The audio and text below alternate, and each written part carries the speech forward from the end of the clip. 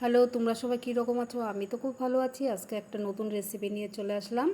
বাড়িতে ধরো বাচ্চারা পাস্তা খেতে চাইলো, তখন বাড়িতে ধরো পাস্তা নেই, তাহলে তুমি আটার গোলা দিয়েই পাস্তা বাড়িতে এইভাবে তৈরি করে নিতে পারো।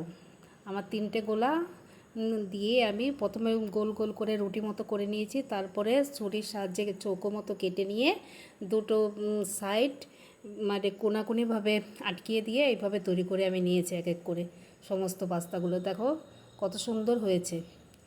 এরকম করে করে নিয়ে তোমার দোকান থেকে পাস্তাও তোমার কিনতে হবে না, বাড়িতেই তৈরি করে নিতে পারো। বাচ্চাদের খুব প্রিয় জিনিস এগুলো। ওরা সবসময় রুটি খেতে চায় না, অন্য রকম খাবার হলে ওরা খুব ভালোবাসে যে অন্য রকমের খাবার।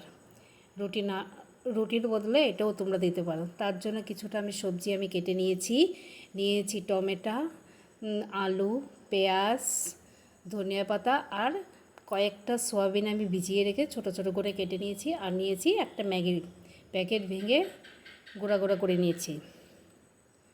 এবার আলুগুলো একটু নুন দিয়ে তেলের মধ্যে আলুগুলো প্রথমে ভেজে নেব, একটু ঢেকে দেবো যাতে সেদ্ধ হয়ে যায়। আর এখানে জল বসিয়ে দিয়েছি ওই রুটির ইয়েগুলো তৈরি করার জন্য, যেগুলো পাস্তা আমি তৈরি করেছি। জলটা যখনই ফুটবে একটু তেল দিয়ে দেবে, দেওয়ার পরে এক এক করে সমস্ত যে পাস্তাগুলো আমি তৈরি করে রেখেছিলাম ওইগুলো আমি দিয়ে দেবো। তারপরে ম্যাগিটাও আমি দিয়ে দেবো।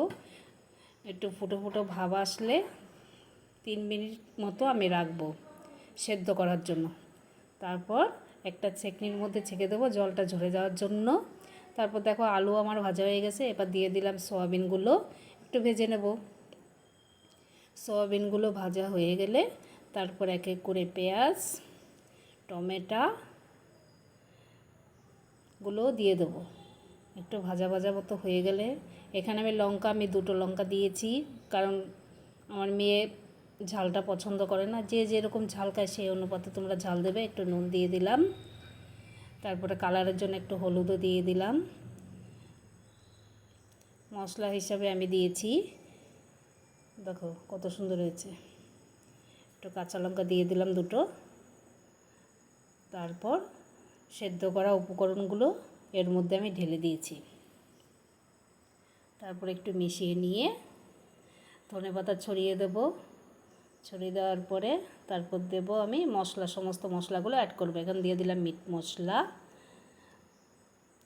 তারপরে ভাজা মশলা ছিল আমাদের ঘরে, সেই ভাজা মশলাও দিয়ে দিলাম কিছুটা। আর ওই যে ম্যাগির প্যাকেট থেকে ওই ম্যাগির গুঁড়ো মশলাটা আমি দিয়ে দিলাম।